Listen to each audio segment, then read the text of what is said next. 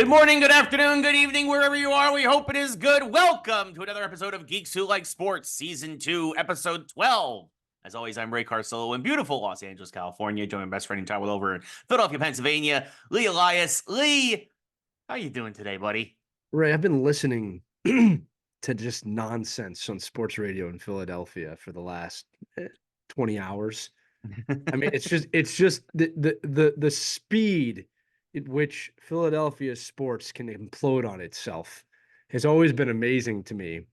With now 10-4 team, I did say, Ray, that if should they lose to the Seahawks, Yeah. concern will seep in, and I am, yes, as a fan now, mildly concerned. Yes. But as a fan base, it's we're never gonna win Super Bowl. This team, the quarterback, he's not as good as we're frauds. The quarterback, he's a fraud. The coach has got to go. I'm like, okay, that's a little further than I'm willing to go at this point. Yeah. Congrats to the Seahawks on winning that game. Drew Lock, fantastic to see you back. Gave an amazing post-game press conference, which you can see my reaction to that on the Geeks Who Like Sports Instagram, along with my own. But here's the deal. I want to take this as a coaching approach, okay? Yes, you should be concerned. Team loses 3 games in a row. Team is still 10-4. Team is still clinched the playoff spot. You have to keep that in the back of your mind. I am not making excuses here. Jalen Hurts is sick, has been sick, and the play calling last night was dreadful. Yes. By our offensive coordinator for a quarterback who is sick.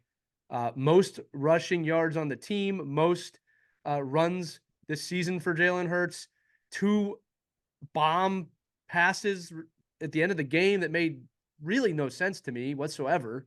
Yeah. Not to mention, we got outcoached last night too. All right, they picked us apart on defense. It was a little bit of an ugly fourth quarter for the Eagles. They deserved to lose, right? Yeah. And but and this is what I say. Okay, we play New York next week. The Giants, the team that's actually not statistically out of the playoffs yet. Sorry, Jets. All right, we're playing the Giants, and it's like, okay, if we get healthy and we lose that game, now I'm then you should be panicking. Yes, that would be a panic scenario. Right. But everybody's like, we lost the division, we lost it. It's like we're acting like this is what I don't get at sports fans in general. This is not limited to Philadelphia. It's not like the 49ers are shit. It's not like they came out of nowhere and they were like, oh my God, like. I don't get it. It's like I said this weeks ago, Ray, when we were on that huge winning streak. It's like there's other teams around. Like the Eagles are not the only team there. You got to play the full season. Yep. You get to the playoffs. I mean, you could argue if Brock Purdy didn't get hurt last year that the Eagles don't win the NFC. Absolutely. Okay. I think that's a very fair assessment. It would have been a totally different game. Very different game. Yeah. I hearken back to. It was, I believe it was this week, several years ago, our quarterback got severely injured and was out for the season. We ended up winning the Super Bowl. It was 5 years ago. All right. So I'm not saying that's what's going to happen.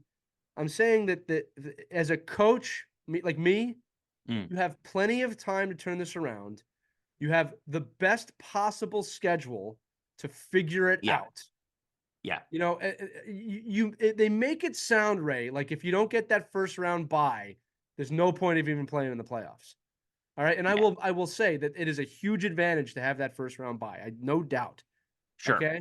But it's like, I'm not even thinking that far ahead. Like I'm thinking next game, New York Giants, you got to show up.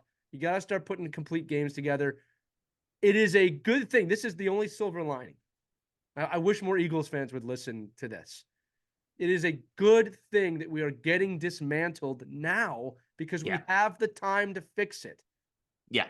Okay. And it's just, again, the only thing that kills me last night is I wish I had more of an understanding. I'm not saying this as a damnation. It's like, I wish I understood the play calling in the fourth quarter a little bit more for the Eagles, who should have just taken a long drive down the field. Yeah, you just needed some classic 4-minute drives, put points on the board, and the game is over. Not taking our sick quarterback and throwing a Hail Mary pass for really no reason whatsoever. I mean, and to be fair, the refs did miss the pass interference call on that.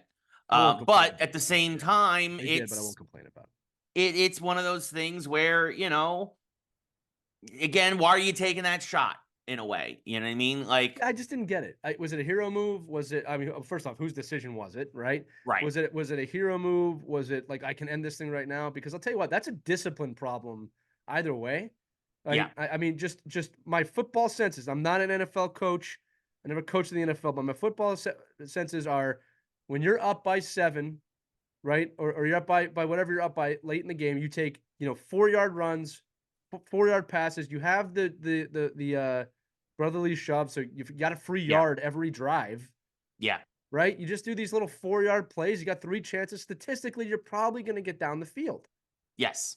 Right? And you don't even have to score. That's the other thing. You don't even have to score. All right? And so I don't know. That was frustrating for me as a fan. Yeah. But Philadelphia Eagles fans, you got to calm down. It's not the end of the world here yet. They have time to turn this around. I'm going to say it one more time. Lose to the Giants? Yes, it is time to panic. Something is drastically wrong in that locker room. Right. If that is the case. I do not expect us to do that. I do not expect that to be a blowout. I never do. No, the Giants, I think, will show up, especially on defense. Well, and Ray, I've been saying since you've known me that I don't care what the record is in the NFC East. It's always a good game. Why Washington is always competitive against you guys in Dallas. Right. It's like, yeah, even when the teams are bad, there's just enough bad blood there that everybody gets up for those games. You want to wake the Eagles up? Play the Giants twice. Yeah. I mean, to me, it's like, hey, guys, there's one thing losing to Seattle in this city. It's another thing if you lose to Dallas or the New York Giants. Right? And that other team that's in Virginia soon. Yes, we'll get to that later. No, I don't think it's panic time for the Eagles. I think you should listen to the radio here, Ray. They're past. I don't want to. Past panic, Ray.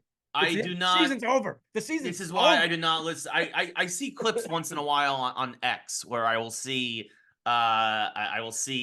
stuff from New York or I will see stuff from Philly, and I'm like, this is why I don't listen to this stuff anymore. I know. Because it is just sensationalistic BS from people who don't know what they're talking about. I want to tell people in Philly, like, it could be worse. We could be talking about chicken parm and the Italian Hall of Fame because that's all the Giants fans have to hold on to right now. We're complaining about like another again 3 losses. Where was Drew Lock's agent? Yes. Where's his emoji? Where's Drew Lock's agent in Seahawk green on the sideline? He doesn't need to be there. Look, I'll just say this in closing. This gauntlet part of the season, I think we had said if they go 3-3, that's good, and they have gone 3-3. Now, didn't expect 3 losses after 3 wins. All right, but it is not panic time yet. It is definitely time for concern, as I've stated several weeks in a row. But I'm not going to panic. This is fine. This is fine. That's what I'll be saying next week if we lose. This is fine. Yeah. Well, here's the thing. If you lose to the Giants next week, then you probably are toast for the division. It will probably go to Dallas. 100%. Yeah. Now we have a game at hand on the division, and we have split with Dallas. So it's going to be interesting to see what happens the rest of the way. So I think if you guys win out, here's the thing, because you lost to Seattle, I think the Dallas now has the tiebreaker, actually. So Dallas is ahead of us right now because now. But even if you both win, if the Eagles win out, they still flip flop with Dallas. Right. Is that how it's still going? So okay. Well, we have the same record, and the only reason they're ahead of us in the division right now is because of the division record. They are, I believe, 4-1, and we are 3-1. But we have a game at hand on them in the division. Right. But if they win their final. So wait, are they 4-1? I don't know what Dallas is. If they win out and we win out, they will win the division. Okay, that's what I'm saying. So because you lost, that's what happened. So because you lost last night, what happens is that you guys will, if you win out and they win out, you will both finish with 5-1 division records. Because of that, the next tiebreaker is conference record. Because you lost to Seattle last night, that's what I'm saying. Dallas is now in the driver's seat for the division, but they will have to win out. Yes, and I will say that I believe it will be unlikely for them to win out. I think they have a far harder schedule. They are going to Miami next week. Miami is starting to. I mean, Miami. Here's the thing: what Miami are you going to get? Are you going to get the Miami that can beat a team that can only beat teams below 500? They're heating up. They're heating up. Yeah. They are looking very, very good. They are going to have Tyreek Hill back next week for that game. They've already said after they absolutely demolished the Jets to kick them out of the playoff picture. Ha bye-bye. Sorry. I mean, like, look, even with Aaron Rodgers, I wasn't picking the Jets to get into the playoffs this year. They don't have they don't have the weapons on offense. They don't. I'm sorry. It's just not an impressive club. It's not. It's not. They're not where they need to be to compete. No, and I think a lot of that goes to their head coach and whatnot. I really think that I really think that the Aaron Rodgers excuse goes only so far. I think Robert Saleh is done with the Jets. I think if they all come back for one more year for the Jets, I think that is a disservice to. I mean, look, Jets fans are insufferable as it is, but it's a disservice to those insufferable fans. Everyone's gonna say we didn't get our true chance this year, and that's why everyone's gonna probably get one more year. I believe that if Saleh does leave the Jets, someone is going to get a jackpot in getting him because I think he's actually a pretty good coach. We'll see. We will see. We will see. He's a good coach with a mediocre football team. Very much so. But yeah, so it's going to be interesting to see what happens there. Also, some records around the league. The Raiders put up more points than they've ever put up in history after being shut out by the Vikings. The Raiders exploded against the Chargers, 63-21. It was a scoreagami for those of you who are interested in that. It's the first time it's ever happened in NFL history. The Raiders keep their slim playoff chances alive with that win. The Chargers are now eliminated, and they also decided to eliminate their coach this week after that. And Brandon Staley finishes with the most Chargers record ever, 24-24 as a head coach and 0-1 in the playoffs. Of course, if he wasn't such a terrible coach, those numbers would have been better. Honestly, a lot of folks think he should have been fired after the playoff collapse against Jacksonville. They were up 27-0 last year, and then, of course, gave up 4 straight touchdowns to lose that game. So they finally get their wish. And then, of course, now there are the rumors that instead of firing Bill Belichick up in New England, as they continue to spiral downhill, the Chiefs handled them easily, got back on track. Patrick Mahomes still has it, so he's never lost 3 games in a row in his career. That losing streak again ends at 2 with the win over the Patriots by 10. But the rumor is that now Bill Belichick, how about trading yourself to the Chargers? Since he has control, he is the general manager there. Lee, what are your thoughts? Do you think Bill Belichick calls up the Chargers, a team that is much better built to win now? They have a quarterback. They have a couple of weapons. They have some good pieces on defense like Joey Bosa. Does Belichick instead sit down with Robert Kraft at the end of this year? And Robert Kraft is like, I don't want to fire you, but if you don't get rid of if you don't trade yourself, we're going to fire you. And does Belichick go and call somebody like a Los Angeles Chargers and it's like, send a 2nd-round pick to New England, and I'll pack my bags, and I'll be in LA tomorrow? No, I don't believe any of that's going to happen. If Bill Belichick is going to leave the New England Patriots, the smartest thing he could do right now is take a year off from football. Don't coach anywhere. Don't go anywhere. If you're not going to coach the Patriots, take a year off. You need a break. You look like you need a break. Right? The way he's going, and here's the thing. He needs to reassess his coaching style. Not that he's a bad coach. There are several coaches right now in sports, like Hall of Fame coaches, Ray, having some real problems. You can look at the San Antonio Spurs. Yeah. All right. You can look at the New York Mets. All right. So I think a lot of these coaches need to just take a year off and reassess and figure it out. And, I don't think a lot of the Patriots' problems are on Belichick. Honestly don't believe that Kraft is. I don't believe any of the rumors that he's asking him to leave or he doesn't want him to be here next year. I just think that's all hearsay. And I think that the press, I put a video out about this too on our channel. The press is being insanely disrespectful to Bill Belichick this year. All right. Yeah. Insanely. I'm going to say this again. I understand asking one time about moving on, or even though it's not a question he's going to answer, but they're bombarding him with it, and it's weekly. It's embarrassing to me. Well, it goes back to, we discussed this on an earlier episode when Miami and Kansas City went to Germany about the difference between the sensationalistic American sports press. Again, going back to sports radio and all this gotcha stuff, bullshit. Exactly, versus people who are like, just talk to us about your schemes. Yeah, right? So I would love to ask Belichick right now about his schemes and about his playbook and why it's not working. That's actually what I'd want to know if I was a Patriots fan. yeah, But you got to listen to you going. right, It's right, just like yeah, guys, not to mention, I guarantee some of these reporters weren't even born when he started coaching the Patriots, much less coaching.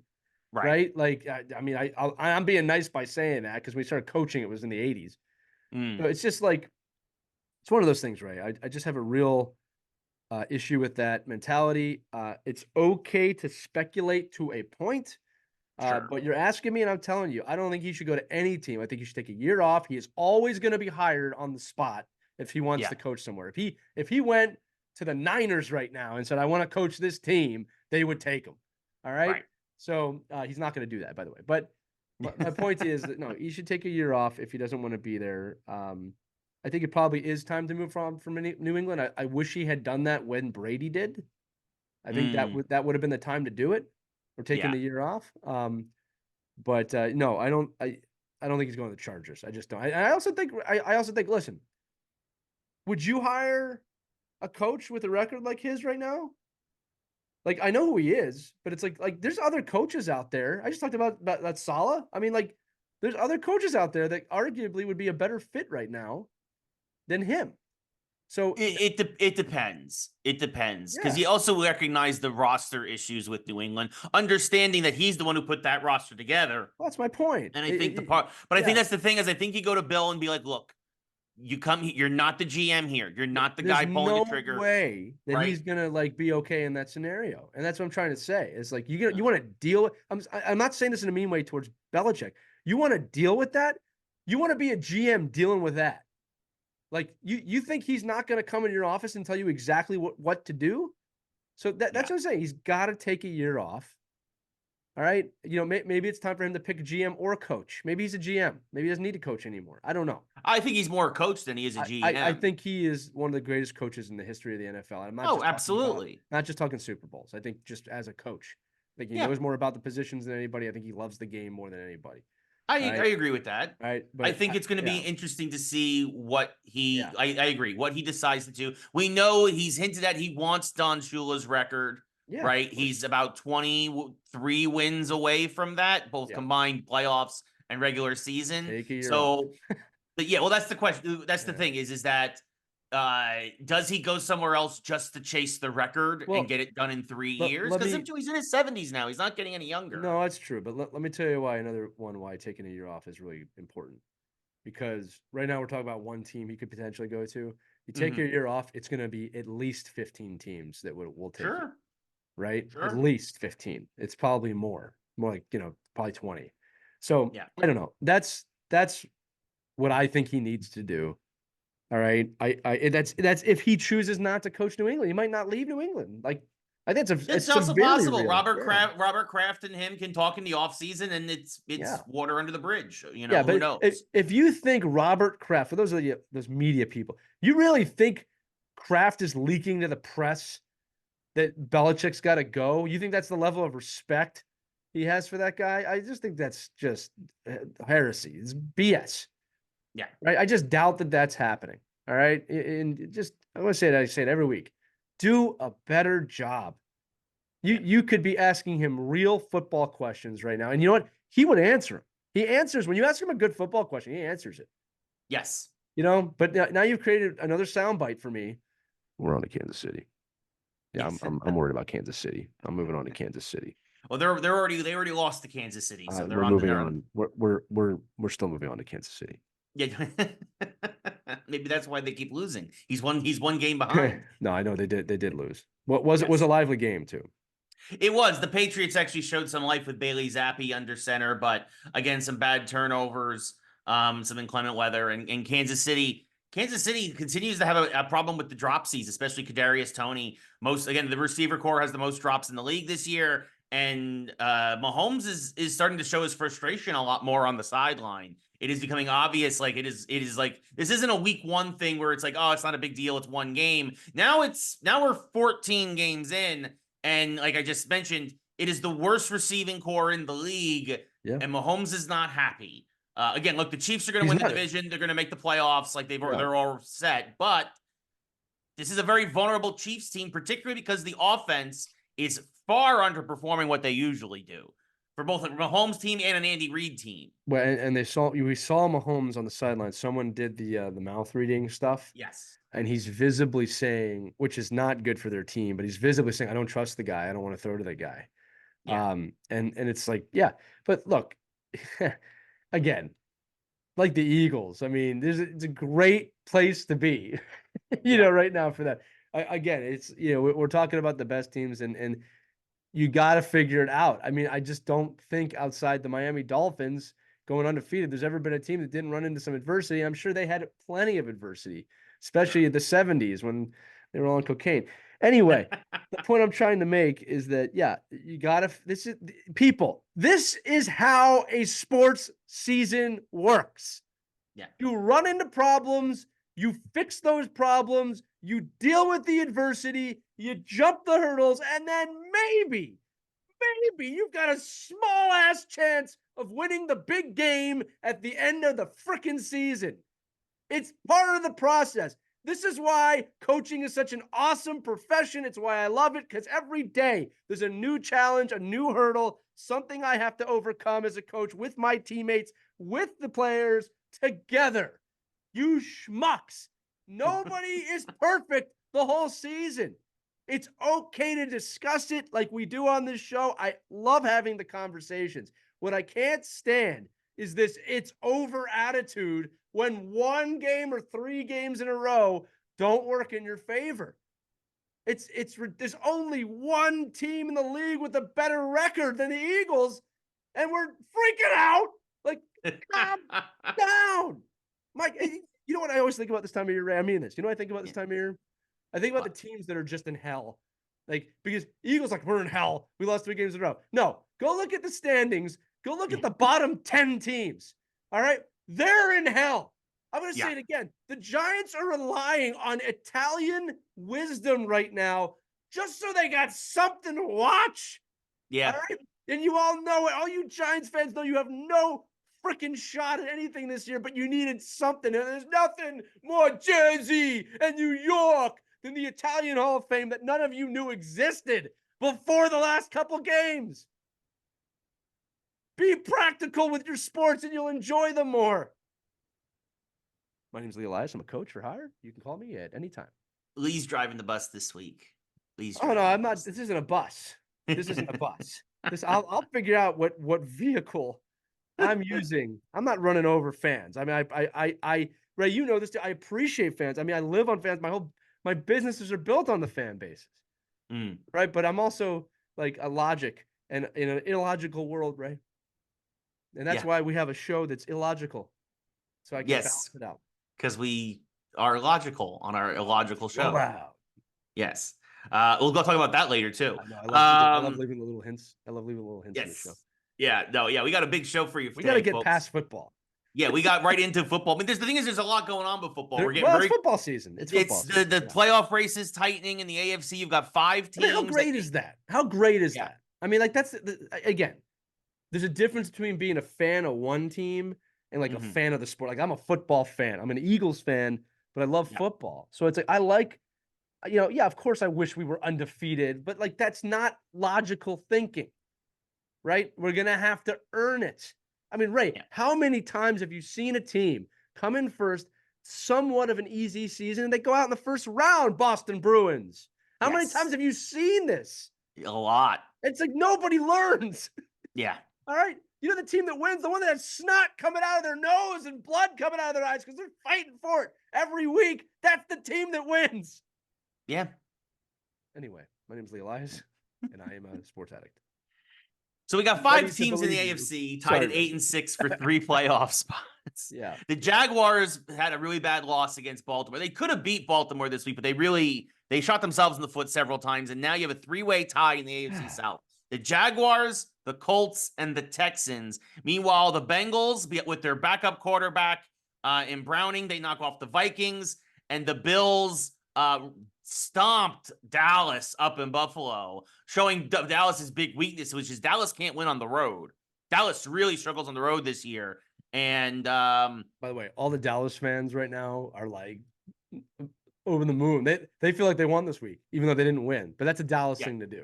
yes. Well, no, they were feeling terrible until Philadelphia lost. Right. And then they felt a lot better. Because they thrive on other teams lose. So come at me, Dallas.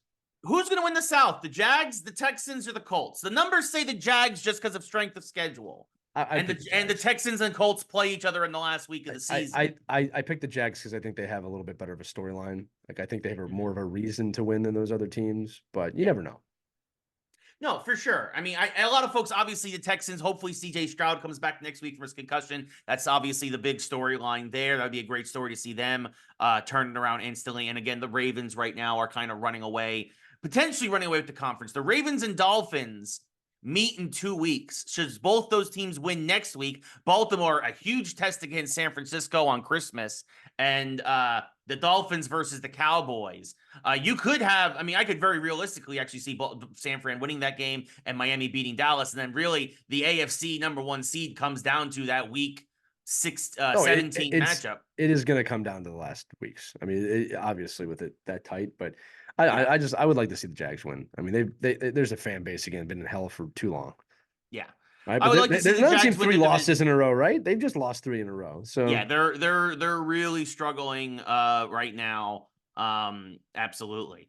And then again, and there's also a logjam now in the NFC. You've got 5 teams at 7-7 for 3 playoff spots. Thankfully, it is good to see teams actually at least at 500. Yeah, for a long time, we had people in the playoff spots below 500, but the Rams continue to string together wins. Again, the Seahawks with the upset win over the Eagles. And then the Saints and Bucks also won this week. The Saints destroyed the Giants, and the Bucks went up to Lambeau Field. And I've been saying this for years, and everybody thinks I'm crazy. Baker Mayfield's a pretty decent quarterback. He went up to Green Bay, and he's the first visiting quarterback in history to have a perfect passer rating at Lambeau Field. I don't know, folks. I don't see a lot of scrubs doing that, ever. No, so, I never thought he was a bad quarterback. I think, again, this is another media made-up thing. I think he's a solid quarterback. You put him in the right system with the right coach, he's going to succeed. Yeah. It's not his fault he struggled in Cleveland, of all places. Well, and he did pretty well there. To be fair, he took them to the second round of the playoffs, and then everybody's like, why? He got hurt. Why are they bad? It's like, well, because your quarterback's hurt. The next year, he busted his shoulder. It's like, well, why can't he throw? Because his shoulder is hurt. But that's Cleveland. Now they're on their. We got to stop bringing logic. We got to stop. Yeah. Now they're on their 4th quarterback. They brought Joe Flacco out of retirement. Who, to be fair, it's been a great story watching him have a Fountain of Youth-esque resurgence. Final football story, though, before we move on. Before we speed through the rest of sports. Yeah. Big thing, DeMonte Casey, the safety for the Steelers. Colts beat the Steelers. Steelers are in a downward spiral. They're down to 7-7. Lost the big game to the Colts. Colts are 8-6 on Saturday football. This was a big deal because, again, it's a big player safety thing. Michael Pittman Jr.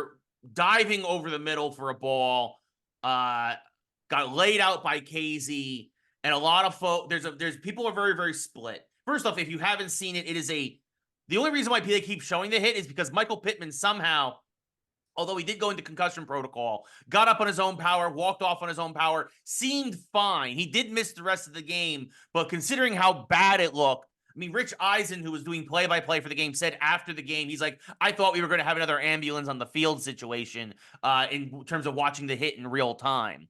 But a lot of folks are... the league decided then, not only in case he got ejected from the game, which is the right call in that moment, but the league decided to suspend Casey indefinitely for the season. And I know I disagree with that. And actually, a lot of football players, including ex-players like Tom Brady, have come out and critical of the league for that, because if you look at the play, it's just really an unfortunate circumstance, right? Gardner Minshew overled his receiver, threw a ball that we talk about all the time. It's like sometimes the quarterback puts the receiver in as much danger as a corner or anybody on defense ever does. The ball was overthrown. Pittman dove for it. Casey also made a play for the ball and to make a play. And because Pittman was basically horizontal when he tried to make the catch, and Casey went down low. His head hit Casey's shoulder. Should he have been ejected? Wasn't it a personal foul? Yes. Was it one that we've seen much worse hits this year that have led to shorter suspensions? I do not think this hit was nearly as bad, again, given the circumstances, as the league's penalty for it. Lee, what do you think of the hit? What do you think of the league's reaction? Is this just because it does seem to have been, there have been a lot of these kind of hits to the head this year, more so than in previous years, just kind of flukishly, and Casey got dinged? Obviously, the Steelers fighting for a playoff spot. This is going to hurt them in the long term, or in the short term, the rest of the year. I think it was really more of a just unfortunate timing more than it was. I don't think there was a lot of intent behind the hit. I really don't. But what are your thoughts? I just think the NFL is entering into another era of the calls are inconsistent, the rulings are inconsistent. Whereas, a few years ago they had this problem and they kind of loosened some of the rules and made it so that it wasn't like every single action in a game had to be reviewed. But we're heading back that way now, like where some things are obvious and not being called. Whereas there's things like they said they're gonna crack down on certain penalties, and they have. But even with a suspension like this, it's like, oh, we gotta send a message, and it's like, Right. these guys aren't stupid. Like, they're not children. In some ways, they are. Don't get me wrong; they're playing a children's game. But Yeah. I don't know, man. It's like the way the NFL looks at things like this, and it's not just the NFL, it's really all sports leagues and big businesses. Who's going to care in 5 years? We make the point, it eliminates the problem, and who cares in 5 years? And that's how these decisions get made sometimes. And here's the thing, they're not wrong. I hate to say that, but they're not wrong. Who's going to care in 1 year, 2 years about that? Right? They've changed it. They sacrificed the lamb, and it improves the game, and in from their eyes. So a little cold, but that's how business decisions get made sometimes. That's fair. It's fair. By the way, speaking of cold, I just realized we're talking about Giants Eagles, or we were earlier. We're not going to be around next week because next week is Christmas. So, which doesn't matter for Lee, but it matters for me. No. We celebrate Christmas in my house. I know. Yeah. I'm teasing. Yes. Happy Hanukkah. Now that's over, everybody. Appreciate you. Yeah. But yeah, we're gonna be off for at least 1 week, maybe two. Because then after that is New Year's. So we may be back. You better savor this episode because it might be the last one you get for a little bit. No. We'll be back after the New Year, after the holidays. It's just gonna be we'll let you know. We'll do a programming alert across our pages. Yes. No. So again, we're talking about all the playoff pictures, everything we're talking about now, but next time we get back, we might have we're going to have a solid, hopefully much more solidified idea of where everybody is and what's going on. Different world in 2 weeks. And I'll hopefully have cooled off by the time the Giants got demolished by the Eagles by then. Well, listen, you're gonna have other content to hold you over. We're gonna be Ray's gonna be doing his top 10 games of the year, so that's gonna be some content you can look forward to. Maybe we'll have another mashup in there. We'll do a quick one, but there'll be stuff to look forward to. And of course, if you follow us across the network, Geeks Who Like Sports, GWLS podcast on Instagram, find us on YouTube. There's plenty of content that's gonna keep coming out. That's gonna keep you warm this holiday season, with or without the geeks who like sports in your lives. I'm Lee Elias. I do professional voiceover work for Ray Carcillo. Actually, don't hire me. Hire him, please. Thank you. Yeah. Hire both of us. Both of us. That's fine. Fine. You convinced me. There you go. So there, yeah. But yeah, so there's just a quick heads up there because I was just thinking, oh yeah, we're talking about Eagles Giants, and I'm like, oh, we're not going to be able to analyze that game next week. We might be back after the next Eagles Giants game after that. Right? Yeah, exactly. The next 3 weeks from now. Yeah. So they're so nice. They're doing it twice in 3 weeks. Yeah, but yeah, so there you go. So just a heads up there. So that's it for football. We should let people live listen to our phone calls during that game. Yes. that'd be really entertaining. Oh my god, no. Are you on delay?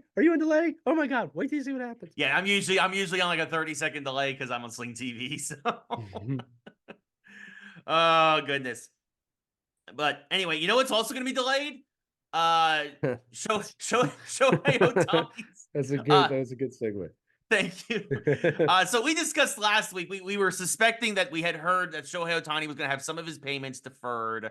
And honestly, not surprised. Again, he signed a $700 million contract. The numbers finally came out, though, since our last episode. And this is what was shocking, is that in a historic move, 97% of his contract is going to be deferred. He's only going to be paid $2 million of the $70 million owed to him every year for the next 10 years. And then we'll get $68 million a year every year after that, which will save the Dodgers about $25 million a year, the way it works out with the CBA and all that, towards the luxury tax. Technically, by the letter of the law and the most recent CBA, which will expire in 2026, the Dodgers did nothing wrong. But this is one of those instances where they went by the letter of the law and not the spirit of the law. And Lee, I don't know about you, but I think that they're going to try and rewrite this law after the 2026 CBA expires. But what are your thoughts on the Dodgers finding the loophole, the golden loophole, to get Shohei Ohtani on their team? Well, I go a lot of different directions with it, Ray. I think you're right. They didn't technically do anything wrong. The spirit of it is absolutely wrong, as you eloquently put it. Look, the other thing they've done is they put themselves in a position that they could sell this team by the time that comes around, and then someone else has to deal with it, right? And they could have won 3 or 4 World Series by that point. So really, from a business standpoint, pure business, it's genius. And I think you're going to see a lot of teams doing something like this now over the next few years that are especially in a position to potentially win the World Series. The problem with it, I mean, there's a few things. I mean, one is you kind of cheat yourself a little bit into creating a better roster, which I would have a problem with if I was the owner of another team or GM of another team. Yeah. With the greatest player in baseball, $2 million a year. That's manipulation in a lot of ways, right? Again, he eventually will get paid out. Don't get me wrong, but that's brutal. That's brutal to me. And then the other one too is like the taxes. And again, look, I don't trust any politician with our money, to be perfectly honest with you. But that amount of money in taxes that supports the people of California. I mean, it's like, yeah. I don't know. I think about that, right? It's like, okay, and then it's baseball, and this guy has a right to his money. What happens when that deferment ends? Does that go towards their luxury tax, or does it? No. So that's the thing That's the loophole, right? Like that's insane. Right. That's an unbelievable Yeah. loophole. I mean, how That's they why. even So let that in?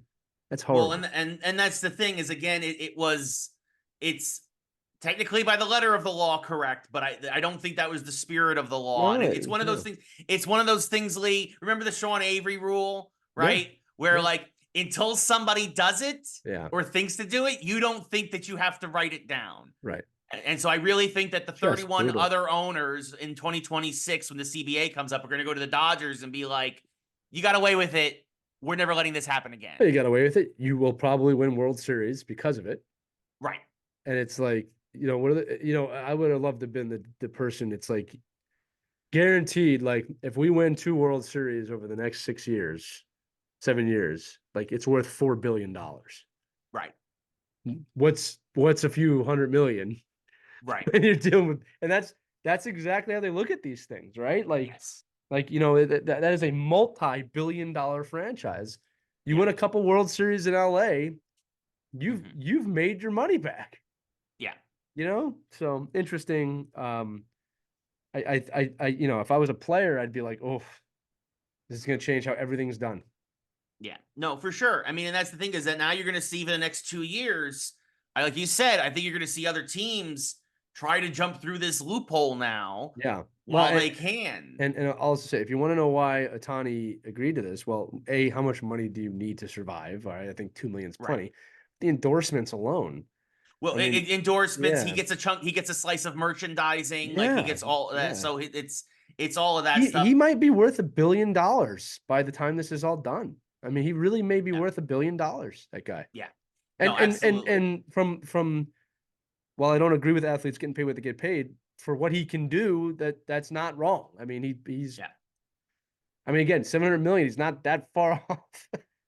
No, it's not his net worth, but wow. I mean, and they did say 1% of the contract every year will go to various Dodger charities, which is $700,000, and that's definitely not something to scoff at.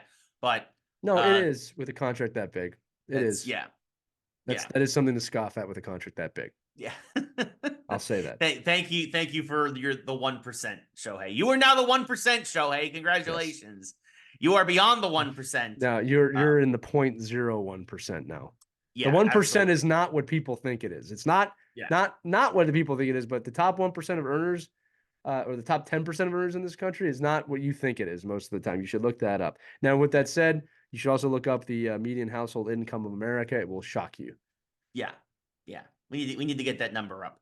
In my opinion.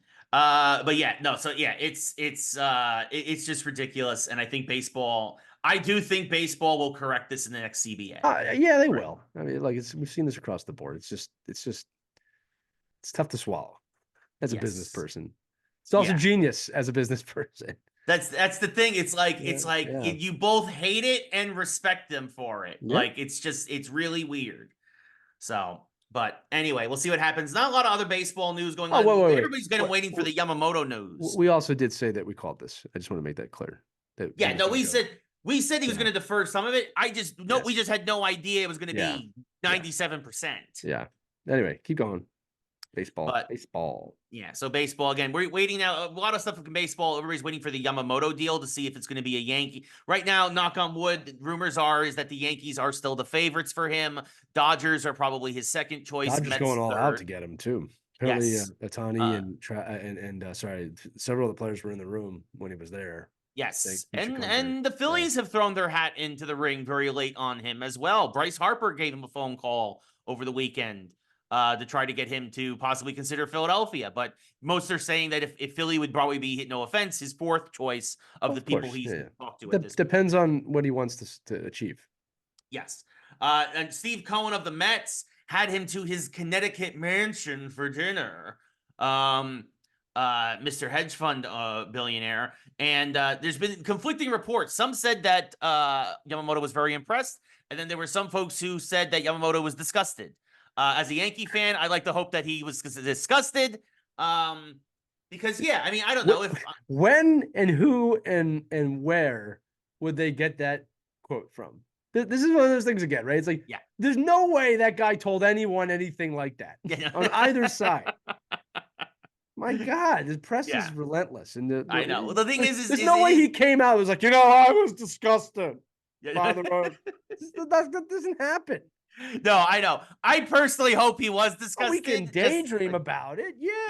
But like, I heard this. No, where'd you hear that from? Who told you that? Sources. Who are the sources? What page? Did you they can't remember. They're not gonna give up their sources, but that's horrible. They gotta write something. They gotta fill airtime somehow. Gotta write something, man. Write about the sport, you schmucks. Unbelievable. Anyway, speaking of, I was gonna call him a schmuck, but he had a really great game up in Boston this weekend. A lot of folks were getting on Igor Shesterkin for the Rangers in hockey after dropping 2 tough games. He got lit up by Toronto. To be fair, Toronto's been lighting everybody up lately. They have gone on an offensive explosion.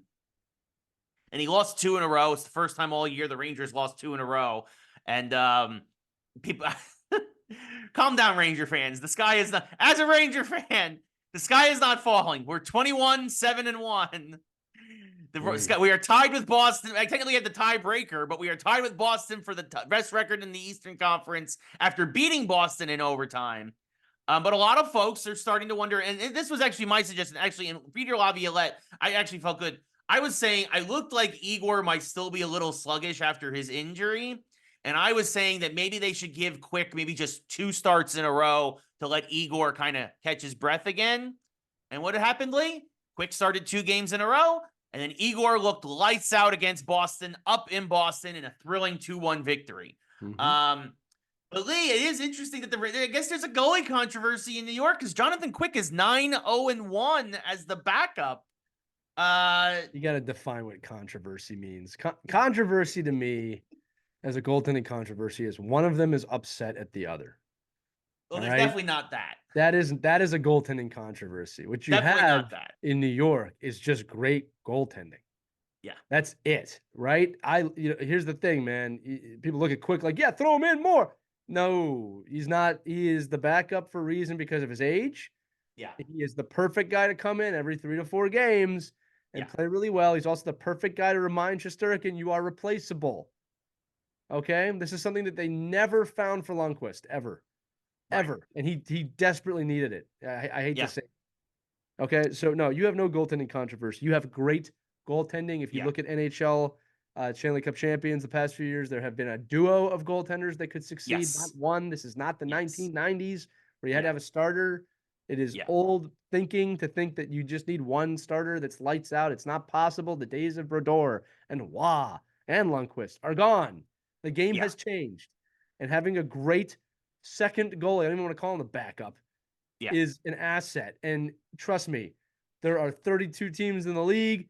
31 of them would give anything for a second goalie with that record. That's Yes. 20 points. Yeah. 20 points he's brought the Rangers. Yeah. All right. So, no, you are in a very good position. There's no controversy. Shesterkin will figure it out. I said Yeah. this before in the episode. Shit happens during a season.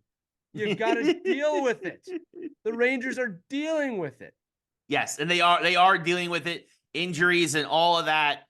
They are taking it in stride. They are finding, again, the Rangers all year. Again, it's very early. We're only at the 30 game mark tonight. They play their 30th game against Toronto. They're finding ways, different ways to win every night. And yeah, it's. I mean, look, even Louis Domingue had to play a game and got a win. For the Rangers when Shesterkin and Quick got hurt. Yeah, I People think forget. we're also underestimating the team here that's in front of them as well, who is a very good team. Like you can look at Quick's the record and Rangers say, defense. like, yeah, oh, he's great. No, the Rangers are great. They are a great team. You put a great team in front of mediocre goaltending, they're going to look great. Yeah. You happen to have great goaltending and a great team and a real chance at winning something this year. Oh, please. Oh, please. No, I don't think I could deal with the Rangers winning before the Flyers. We'll see what happens. Yeah, that'd be too much for me. I could. I We're would. not I would talking- love we're to not- see that happen. This is not a show called What Ray Wants. But it's not just what I want; it's what I need. Lee, You I don't need. need any more championships. You don't need you want them, but you don't need them like other places need them.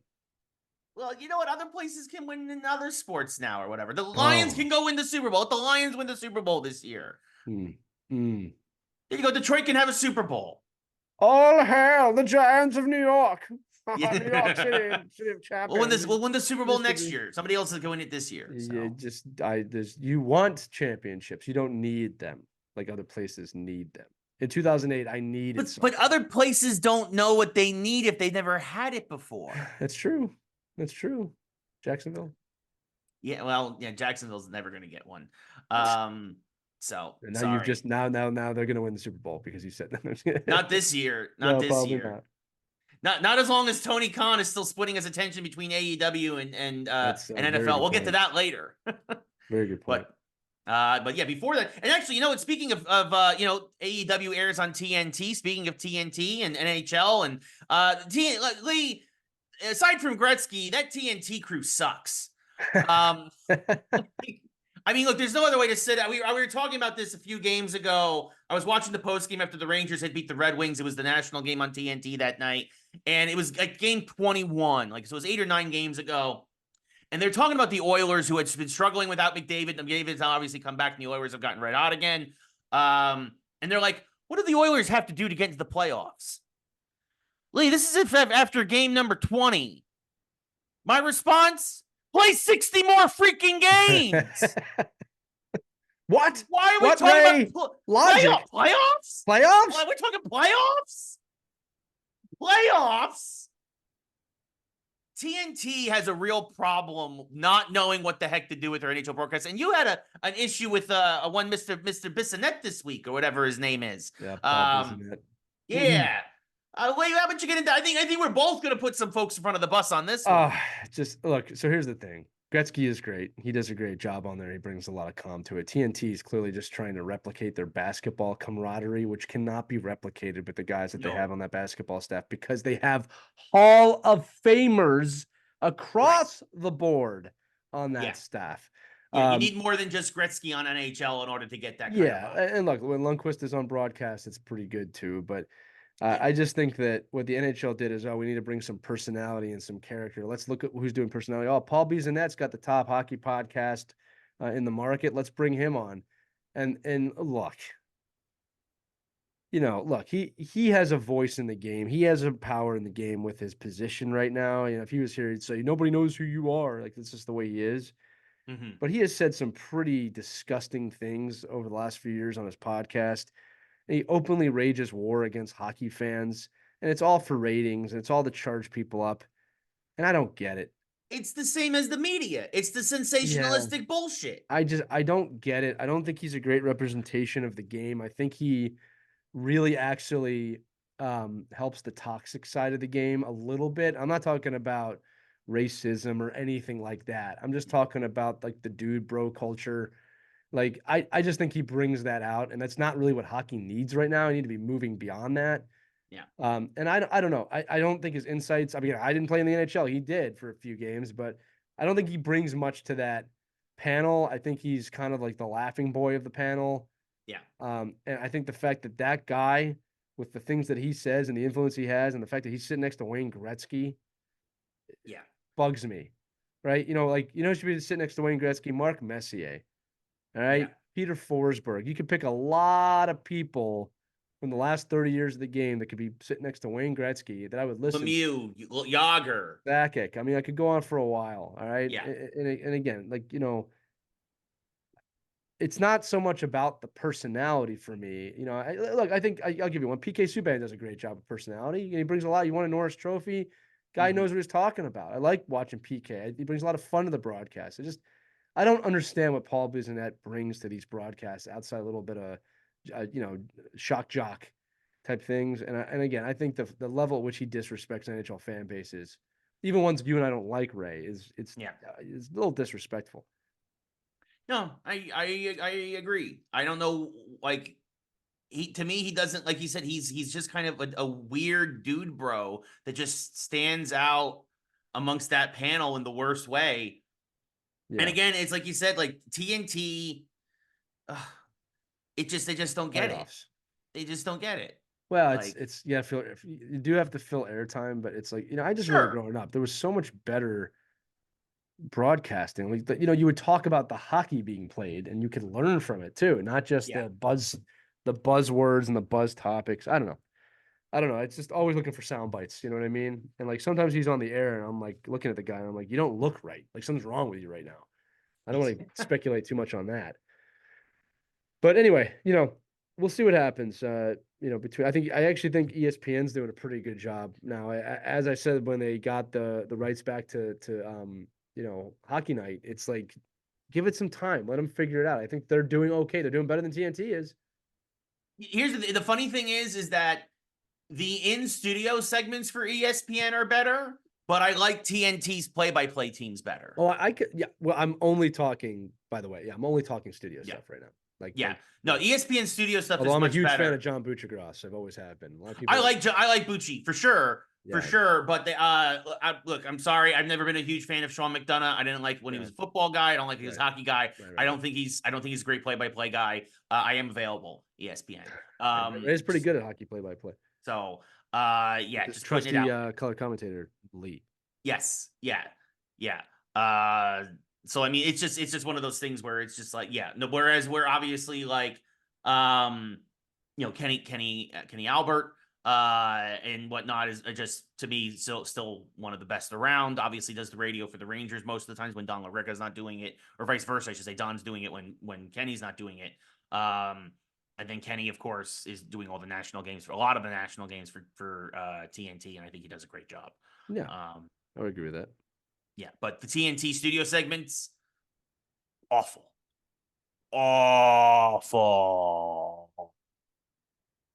Maybe busworthy, awful. And anyway, you know who else? You know who probably wishes they got hit by a bus? Who? The San Antonio Spurs and the Detroit Pistons. Yeah, because that is like we've talked about this before, the lack of parity in the NBA, and this is just another startling example The Spurs, even after getting the number 1 pick this year, and obviously Wembayana is going to, I think that's how you say his name. I'm so sorry if that's not, is going to become a star and whatnot. He's got shades of young Tim Duncan and whatnot. That franchise will turn around.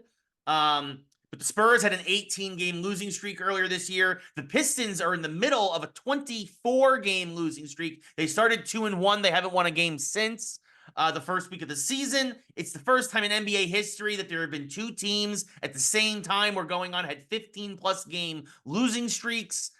They are easily both at the bottom. I mean, at this point, the Spurs, again, are going to be at the top of the lottery, as are the Pistons. I mean, the Spurs could have the number 1 pick in back-to-back years, which could lead to another dynasty in the next couple of years, because that's how fast things can turn around in the NBA. But right now, the again, lack of parity between the top and the bottom of the league, it's startling. I mean, I think there was a riot in Detroit, I believe, not because the Lions are on the verge of clinching their first division in 30 years, but because the Pistons, again, 24 in a row they've lost, Lee. What's going on with the NBA? This has been going on in the NBA for years, right? The parity is not there, right? It seems like it's only getting worse. It's getting only, worse, not better. It's getting worse. And again, look, a lot of this is because great players migrate to certain teams. And the NBA has always been stuck in this pattern where the big market teams have to come through. Outside Toronto, Ray, like what champions have there been? I'm thinking Toronto, Milwaukee. I mean, Denver's not a small market. No. Like what champions? But they all have superstars, right? They are still right. teams with superstars. Well, and that's what I'm saying. It's either you're in a big market or you've created a super team to win this thing. And it's just, they got to create some rules where that either can't happen or we got to develop better basketball players. I don't know what else to say. Right. So look, it's weird to hear things like Spurs and Pistons with losing streaks because those are basketball royalty franchises, in my opinion. Yeah. But at the same time, like this is not a parity in the league. You can, I don't care if you're Pop, Coach Pop here. Like, doesn't matter. It doesn't matter if you don't have the talent. Yeah. So we'll see what happens. And remember, please do not boo. That's not what we do here. Popovich knows. Well, there wasn't a lot of blues last night in Los Angeles as the Lakers raised their midseason banner. Well, there was at some of the end of the game, but I'll get to that in a second. The Lakers raised the midseason banner. Some folks made fun of it. We both discussed this last night. Really don't have an issue with it. No, I love the way that they did it, like a high school banner, where they can add years to it. They're not going to add a new banner every time they win. They have the one banner, and they're going to add years as they win. I think that is the perfect solution to the whole thing. Yeah. No, I agree. I just got a massive craving for a grilled cheese sandwich, and I can't have it, Ray, because we're on the air, and I can't eat cheese. But I wanted to share that. That seemed like a real Geek Who Like Sports type of thing to say. I didn't have lunch yet today, so I feel you there. So like the one where you toast the bread so nicely you can drag a knife and it makes that cool sound. That's yeah. Let's just all take a moment listening to the show. Think about that grilled cheese sandwich. I go to a place called the Carving Board, and they do a buffalo chicken grilled cheese that is just phenomenal. You can take pills, Ray, and they do work sometimes, but it's a lottery. You never know. Yeah, and I get the tomato soup with it, so I can dunk the grilled cheese. Yeah. We should get into culinary. We should have a Geeks menu. A Geeks menu would be great. Geeks cookbook. That'll be a future mashup. We're gonna make a real menu of food, the ultimate Geeks Who Like Sports menu. I mean, we probably have like a lot of meat on there. Probably a lot of steaks and stuff. Nice steak last night. It was good. We should get back to the show. I just wanted to let you know. I had a massive craving there out of nowhere. I don't. That's it happens. Podcasting. I'm gonna probably have some steak next week. Probably. I have steak. I love steak. S&P is the way for me. Yeah, steak. Well, steak and mashed potatoes. I had some really great prime rib a few weeks ago, actually, when I went to Vegas. We should have our annual meeting in Kentucky. We're halfway point and eat. Ooh, barbecue. Yeah. That was our sponsor, Lee and Ray's Cookbook, coming to you soon, 2027. If any restaurant wants to sponsor us, Golden Corral. Any real restaurant wants to sponsor us, Sizzler. A little better, but anyway, I don't even know that exists. Yeah, the one good thing about the Lakers, the one thing about the Lakers last night is that even though they raised the mid-season banner, the Knicks beat them, which was nice. They beat them by 5. So the Knicks spoiled the banner raising ceremony. The Knicks are 4 games above 500, and as we kind of said, the Knicks are a middle of the road team. They continue to be a middle of the road team. I think they're the 7 seed. If there were the playoff brackets right now, they're middle of the road. But The Knicks are who we thought they were. Yes, exactly. Couple last basketball stories. A bunch of big babies in basketball. First off, before we get to the big baby, the other big baby is Lee. What's wrong with Draymond Green? Because another guy who got, and this one understandably so, this is his 3rd suspension of the year. He's been suspended indefinitely now. He just cold cocked the guy. He just turned around and punched him and knocked him to the ground. And he's going to go for therapy now. And he has to pass like a whole therapy thing before he's allowed back into the league. And the team has to reinstate him, which I believe is the right move, is that he's not just going to be suspended. He also has to get help this time. But like, this was kind of an unbelievable development. Like, he's always had an edge to him. He's always been a great defender. Obviously, he's a world champion. But this seems to have like really gone off the rails very quickly in very recent years for Draymond Green. Yeah, look, I don't ever assume to know what's going on in someone's life. Just something's going on in that guy's life. And I think he's taking the appropriate steps to get it taken care of, because in a normal world, that would be assault and you would be arrested. Yes. So, in sports, sometimes you get a free pass on assault, as we'll discuss later in the show. I was going to say, we're going to get to that later. Sometimes you don't. Sometimes you ruin your entire life. So yeah, look, I don't want to speculate about anything. I'm glad he's getting help. Something's wrong there. Yeah, absolutely. And yeah, I hope he straightens it out, because it's just really weird how suddenly it's gone completely off the rails for him. Another big baby, Giannis had a huge issue against the Pacers a few days ago. Basically, the Bucks destroyed the Pacers, and the Bucks, Giannis set the team franchise record, scored 64 points in a single game. That's a Bucks record. Amazing accomplishment. He wanted the game ball afterwards. The Pacers said they gave the game ball to one of their other players because it was that player's first NBA game. He made his first NBA bucket, and so that player had it. Giannis, I guess, stormed towards the Pacers locker room, demanded the ball. Nothing ended up coming of it, but it was just a really bad look for obviously one of the guys who really is considered one of the faces of the NBA right now. And look, in baseball, there's tons of baseballs. In football, there's tons of footballs. In hockey, there's tons of pucks. You guys don't have extra game balls in basketball that you can give the guy? Like, I don't know. Weird story coming. The NBA is just really weird right now after this mid-season stuff. We had a lot of fights in the court. We got a lot of the NBA is in a real weird spot here. We're only in the middle of December. Lee, what are your thoughts on Giannis crying about the game, not getting the game ball? I don't. I'm going through the sports in my mind, and when there's an award-worthy scenario. Now I personally, I think you should only be looking for one award at the end of the season. It's the last thing they give out. That should be the only thing that matters. I'm not saying that individual awards don't matter. Okay. But in terms of what you should be pushing for, that's not what I'd ever be pushing for. So I think that's another problem with basketball to begin with, that people are focused on that.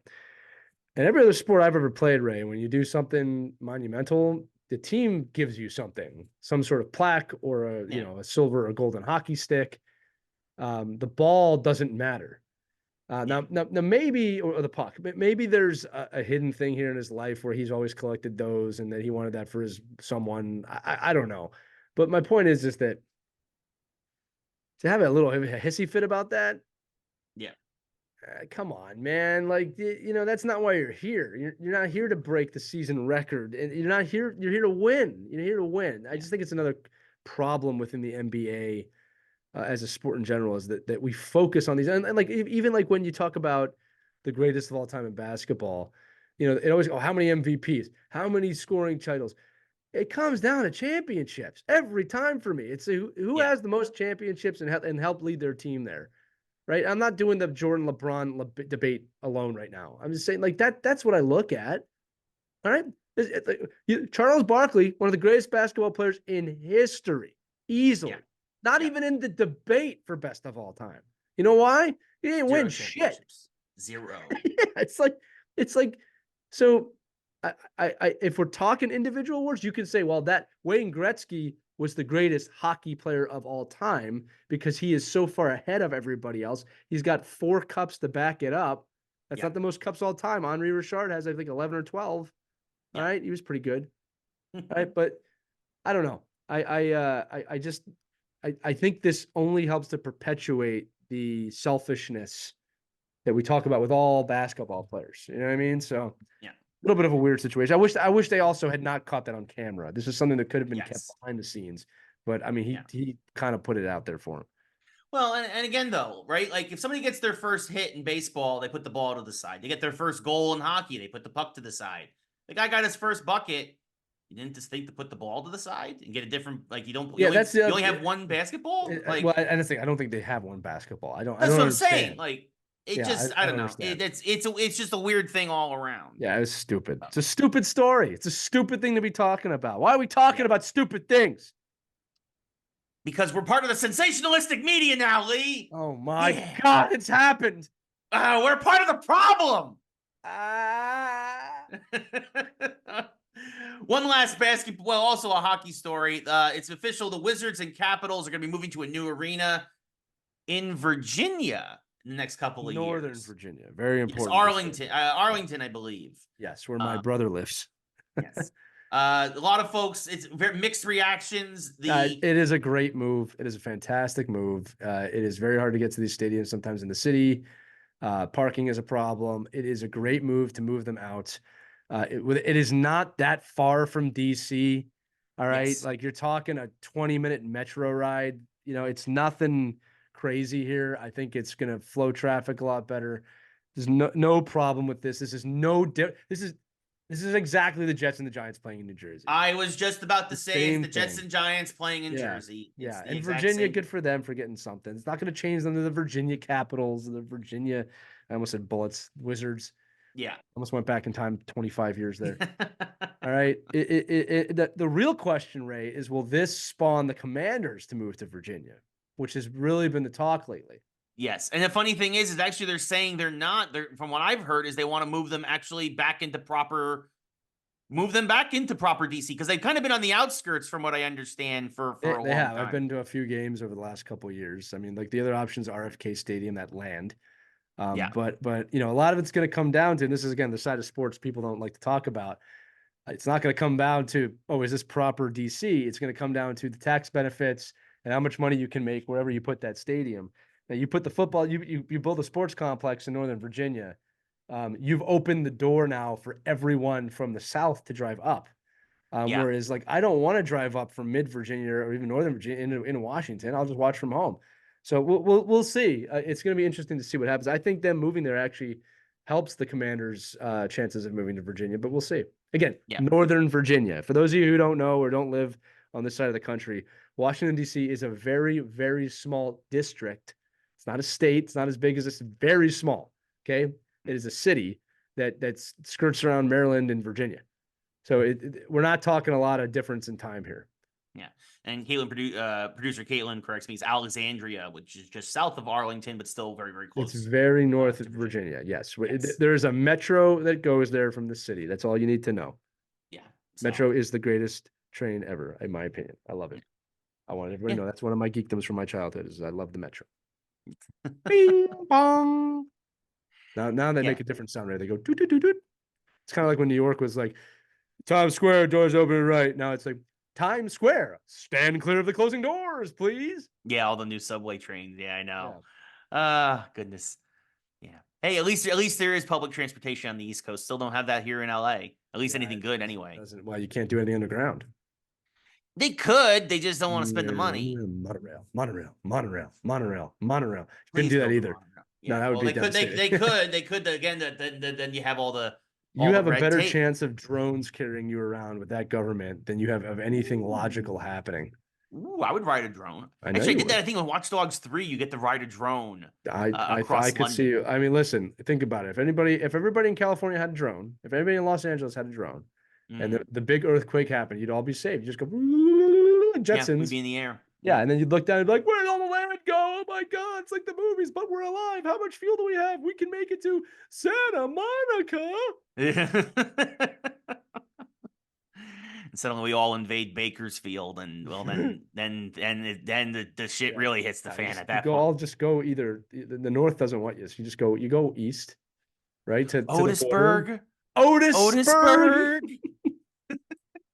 Otisburg. Superman 1, look it up if you don't know, youngins. Yes, that's the whole idea. Is that basically the California the coastline would change because It's a little place. It's a Yeah. little place. Look that up if you don't know that. Otisburg on YouTube. Superman 1. So good. Not So Man of classic. Steel. Superman 1. Yes. Superman. Yes. Richard Donner. Great film. It's why you have superhero movies now. Yes. It is. It's not. It wasn't Flash. Christopher Reeve. Gordon. It was Superman 1 is the reason you have Superman films today. Yeah, no, it was the success. Superman was the first successful, really success. I mean, but be fair, the Adam West Batman was successful, but it was such a Superman 1 is why we joke. have superhero films today. Yes, it was the Shut first your to be like, Batman we ass can up. It was we Superman can do 1. it as a franchise, and we can do it seriously. Yes. And then Tim Burton's Batman brought it to a whole nother level. Yes. And then Marvel did a film called Iron Man, which brought it to a whole nother level before it became tumbling down, which we'll talk about soon. We're going to talk about that very soon. Very but first, soon. really quickly. I'm ready to get to the geek segment, but we have AEW wrestling we've got to talk about. Yes, just really quickly talking about AEW. We mentioned TNT earlier. A lot of interesting things going on in the TV contracts for wrestling companies. WWE has said they're moving, that Fox is not renewing their contract with SmackDown, and that it's going to be picked up by USA. That NXT is going to CW, but we don't know where Monday night. 1996? Yeah, no, we don't know where Monday Night Raw is going. And now there are rumors that TNT and TBS are not happy with the numbers that AEW is drawing, and that they may be approaching WWE to possibly bring wrestling there, and that AEW may get left out in the cold with their partners over at TNT and TBS. Disney Plus.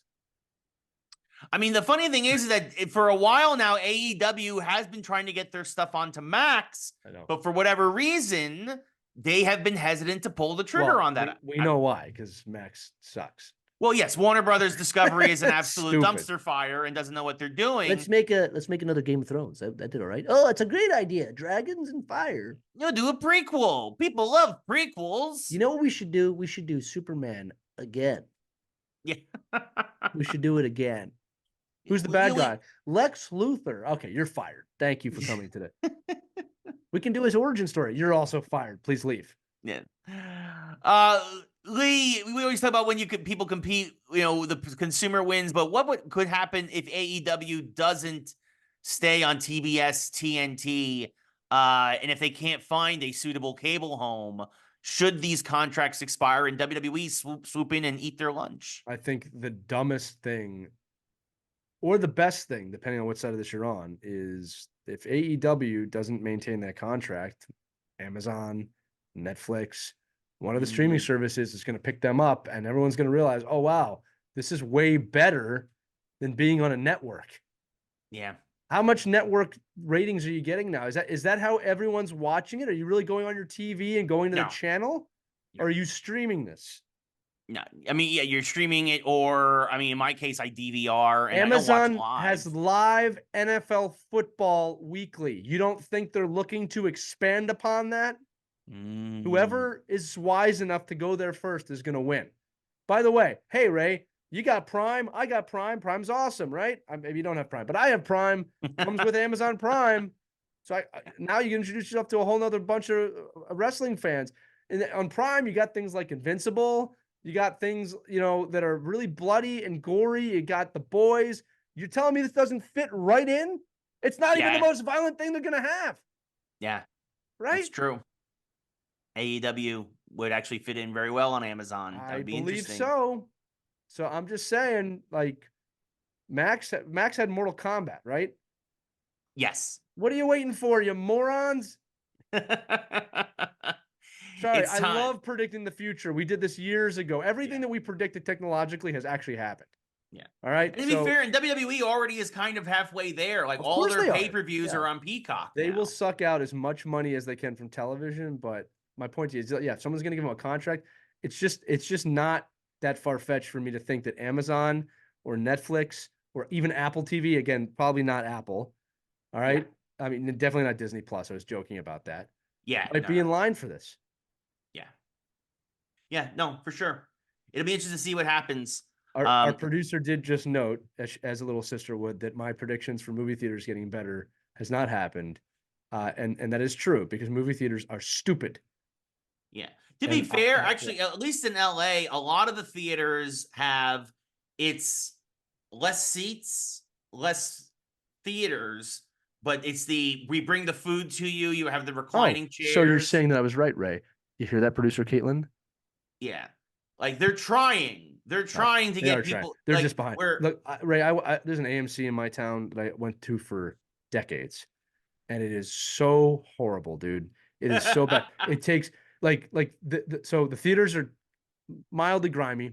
Not all the seats work.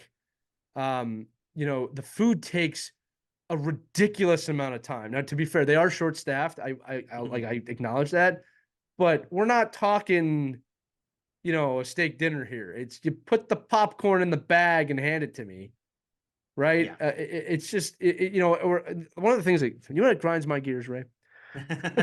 When I walk into a place like a movie theater, and it's like the popcorn's not ready. Yeah, that's like, insane. I don't. That's management. Not blaming the workers. That's management. The popcorn is always ready. When you and I were kids, Ray, you walked in, there was a big glass thing right in front of you, always full of popcorn. Yep. And when it was getting low, guess what they did? They popped some more. You always heard it pop. And in fact, when you had the movie thing before the movie where it's like, welcome to this theater. Pop, pop, pop, popcorn, soda. It's always ready, right? I walk into AMC now. It's like, you want a pizza? I want my popcorn because it's a movie theater. All right. Yeah. Who's getting pizza at a movie theater? If I want that, I'll go to Wawa because Wawa has pizza. Now, all right. I won't go to Wawa. It's a total lie. If I want pizza, I'm going to go someplace nice. It's a name of a place you never heard of. It's got an Italian name. You know they make the good pizza. All right. If I want fast food pizza, I'll go to Pizza Hut back in 1989. Anyway. Yeah. Movie theaters, you have screwed the pooch, and you need to do a better job. I mean this. If there's another world, I would open my own movie theater, and I'm not kidding, Ray. I would love to open my own movie theater, and run it a certain way. I wouldn't make a fortune, but I'll tell you what, people would come to my theater, they'd enjoy it, they would be willing to spend the extra $5 the night because you're going to get that back, right? And we make it so kids would want to be there again. Yeah. I'm Lee Elias, and in my multiverse, I run a movie theater. There you go.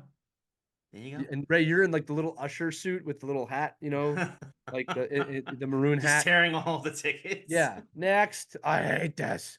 Hey, what is it, Ray? No, I would you know what I would do? I would spoil the movie before, as everybody was walking in. It's like Vader's his father. Yeah, there you go. Luke dies. Have a good night. Luke dies. He throws away their lightsaber. Yeah. Just ruin every movie. That would be really funny. Rosebud is his sled. Good night. Yeah. He was dead all along too. He was dead, yeah. In Sixth Sense, he was dead. Yes. Yeah, he was dead. Boy can see ghosts. Thank you for coming. Barbie's a doll. Yeah. The bomb in Oppenheimer works. Yeah, the bomb works. The bomb works, and we win the war. Yes, yeah. You don't need to go see it now. Yeah. Spoiler alert: the Nazis lose World War II. The Nazis lose. Yeah. Yeah, the good guys win, the Allies win, the Nazis lose. So. The bomb works. Goodness. The bomb works, and we go on to win the war. Yes, exactly. We dropped 2 bombs on Japan. Yes. It was like when we watched Chernobyl.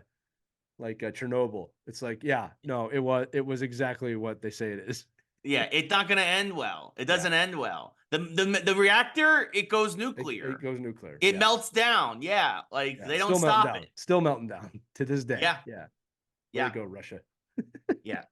Although what's interesting is that life is returning to that area in different ways. Chernobyl's in Ukraine, I believe, right? In northern Ukraine. I think so. I don't think it's actually in. Yeah. So I don't know. You say life is returning. It's not ready for life to return. Things are not. No, it's like plants and some really interesting. Like they're studying like some like wild dogs have developed like radiation immunity. Yeah. And like they've started to run in packs around. Yeah. No film has ever taught us about that. Right. Yeah.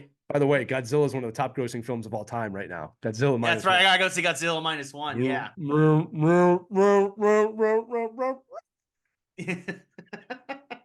Spoiler: he's a gigantic dinosaur. Yeah. So he likes radiation. The radiation loves radiation. Yeah. Yeah. Yeah. King Kong wouldn't have a chance, but for some reason we put them against each other. But that doesn't matter. And then now they're gonna team up in the next one because. Yay! I wonder if Mothra will be there. Yeah, maybe. Anyway, you know who's not going to go to the movies anytime soon? Oh, I know who's not going to the movies anytime soon. This is a story. Breaking news today as we're recording it, or yesterday. Yes. But man, look, we talked about Majors. Yeah. We talked about him that if he's found guilty, Ray will absolutely get his Six Flags bus and drive him over. Yeah, I mean, look, here's the thing. We said it: innocent until proven guilty. Innocent until proven guilty. We'd be hypocrites. If we did, he was found guilty. Bye-bye, Jonathan Majors. Yeah, that's it. Fired. You've ruined your life, at least in films. That's it. Sorry. Yep. He's found guilty on 2 of the 4 charges. Now, to be fair, they were the 2 of the lesser charges. It was the lesser harassment charge and the lesser assault charge, which is basically like, yeah, he basically like, well, he was drunk when he hit her. Doesn't matter. Doesn't matter. You don't hit people. It's called assault. Yeah, it doesn't matter. Doesn't matter. Marvel, Disney, give them credit, immediately fired him. 90 minutes. Within 90 minutes, it took Disney to pull the trigger. They were ready. Yeah. They were ready either way. You knew they had 2 press releases ready to go. Yeah. They were ready to go no matter what. Either fire him or we knew, we were going to defend him or whatever. As soon as the guilty verdict came in, the jury of 6 people took about 4 hours to deliberate. Again, 2 of the 4 charges comes with up to a year in jail. And I will also say this right off the bat. I hope he serves the full year. I don't want none of this. Well, he's a celebrity. He's going to go on probation for 3 years. All this other garbage. No, you did the crime. You do the time. That's it. Dumb. I'm sorry. You go to, that's it. It's a jail sentence. Then you go to jail for we don't even have to like, that's it. We don't even talk about it. Yeah, you're guilty. Yeah. So now we need to talk about is where is Marvel going to go with this? And we get a lot. Recast. I've heard a lot of amazing stories here. Someone said, "Well, Will Smith." I was like, that would be replacing one assaulter with another assaulter. I know. I thought that would be the most ridiculous thing ever. I heard that story too. We're pretty creative people, Ray. I took a step back. It took me about 1 minute to figure this out. Not even 1 minute. It took me about 10 seconds. In an infinite world of multiverses, and when they've already introduced a show where one character, Loki, can be seen as many different people, you, as you said, recast, and it's just a different variant. That's it. Right? Now, what they may do is quickly move the Kang storyline along and finish it quickly and bring in Doctor Doom, which is what I expect them to do. They've already said that the Kang Dynasty Avengers film has been renamed. It's going to be renamed something else. Yes, but it is still going. Kang is still going to be a key part of it. They have said they are not moving on from the villain, but they are going to. This is what you do. You recast and you move on, and you don't have to talk about. You don't even have to justify it in the movies if you don't want to. All right, but you recast. I mean, Don Cheadle's the perfect example. You've already done it before. Mark Ruffalo with the Hulk, you've already done it before. It's happened multiple times. It's not a big thing. It's not a big deal.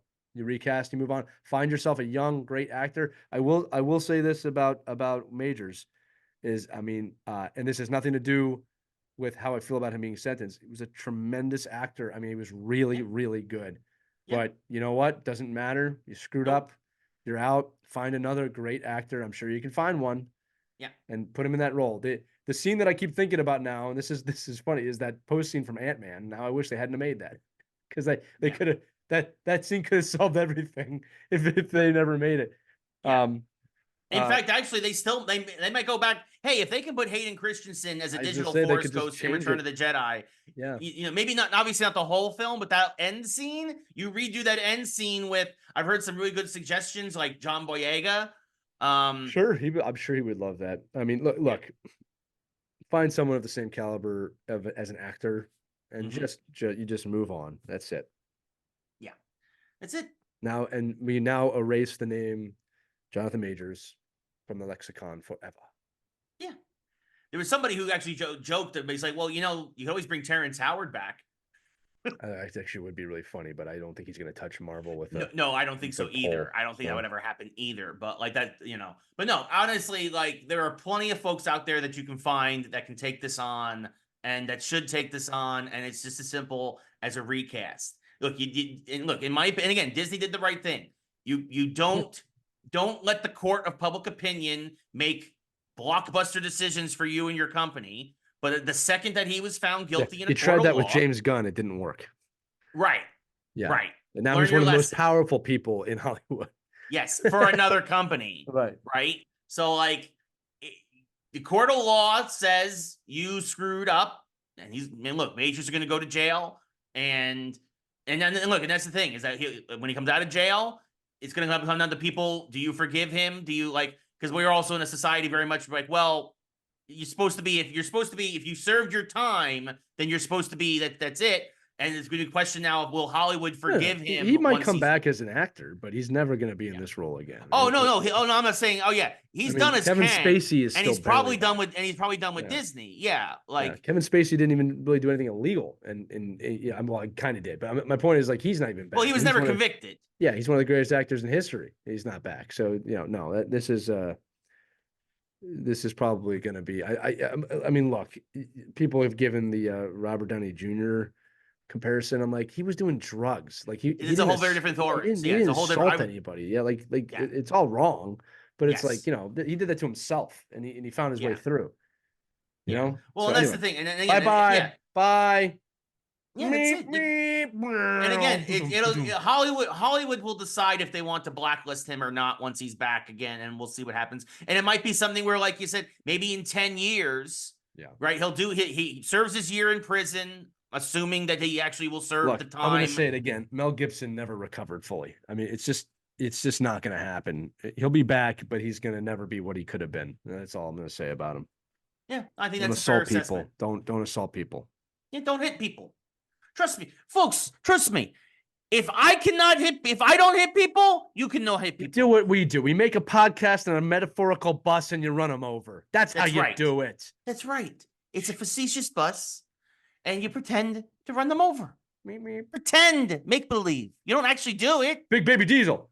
I don't actually own a bus yet. Well, we have toy buses, but they're not. We don't play with those on weekdays. Yeah. Unless somebody wants to give us a bus, we'll do Geeks Across America. Why would you make me daydream like that? There'll be a movie theater in the bus with popcorn all the time. All the time. All the time. Doesn't have to be a movie on. Oh, now I want popcorn. God, I'm hungry. You can have it with your grilled cheese. I can't eat the grilled cheese. I don't like it. So moving on from that, other lawsuits going on this week. This was interesting. Geeks in Law and Order. Yeah, dum. Google lost their lawsuit with Epic. Now, this is interesting because Epic lost the lawsuit with Apple last year, but this has to do with, again, Google and the App Store, and basically proved that Google has a monopoly on Android devices, which they do, and Epic feels that what Google was charging for Fortnite and for the fees and prices and whatnot, and like Epic should be allowed to control the pricing more, and Google was found. Now, Google's going to appeal and all this other stuff, but Google was found to have a monopoly, and this is a really, really big deal and a really big win for Epic and the games industry. Lee, what are your thoughts on Google having a monopoly on Google Play, which they really kind of do on Android devices, and this seems like a really big win for, already Epic is already a bajillion-dollar company, despite all the people they keep laying off. But this only has to help them and other game companies in the long run, it seems like.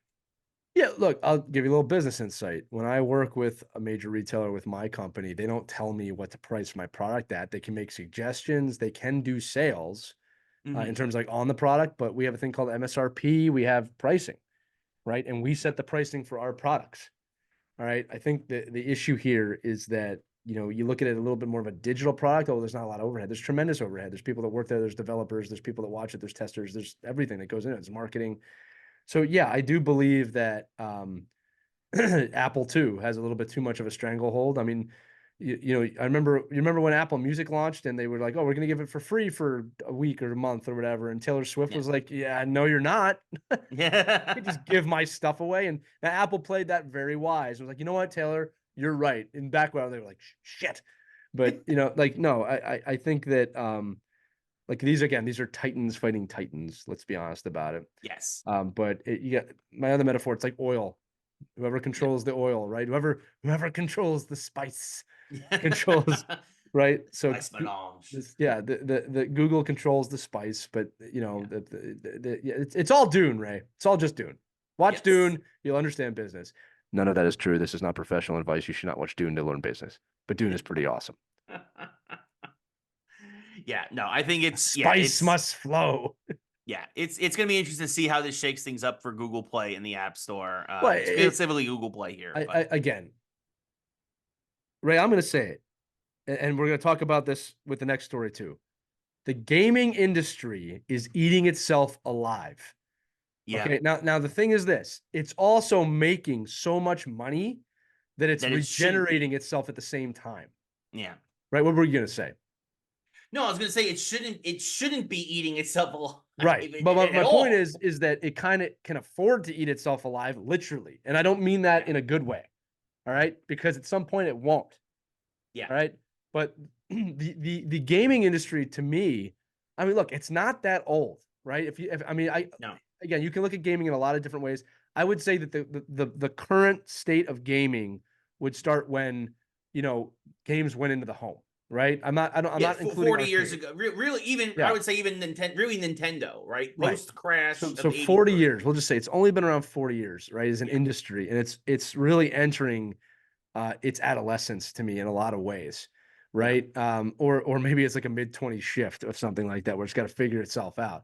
Yeah. But like these are things you saw pro sports go through this, where like the owners treated the players so dirty, right? Yeah. And it was just like we don't ever talk about the little known players from the 1950s.